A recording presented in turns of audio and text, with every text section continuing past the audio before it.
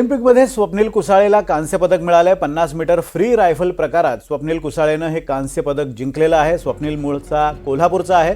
महाराष्ट्रासाठी अत्यंत गौरवास्पद अशी कामगिरी स्वप्नीलने केली आहे। 451.3 इतक्या गुणांची कमाई करत तिसऱ्या स्थानी राहत स्वप्नीलने हे कांस्य पदक मिळवलंय।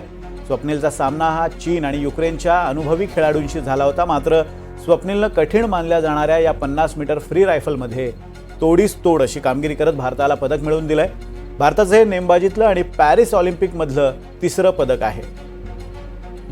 दरम्यान फडणवीसांनी सुद्धा स्वप्नील कुसाळेच्या परिवाराशी संवाद साधलाय। नमस्कार सुरेशजी, तुमचं खूप खूप अभिनंदन। स्वप्नीलनी देशाचे नाव मोठं केलं आणि महाराष्ट्राचे नाव खूप मोठं केलं। हो साहेब, नमस्कार।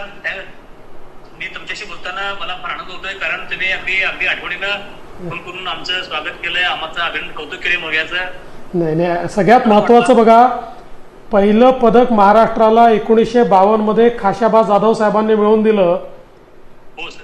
देशालाही ते पहिलं पदक होतं, पण त्यानंतर इंडिव्हिज्युअल पदक महाराष्ट्राला मिळत नव्हतं।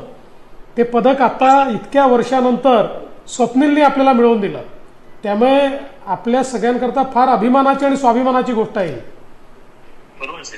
यस सर, आम्ही आता वाट पाहतोय स्वप्नील आल्यानंतर त्याचा मोठा सत्कार करायचा आहे आम्हाला, आणि तुम्हालाही बोलवायचं आहे।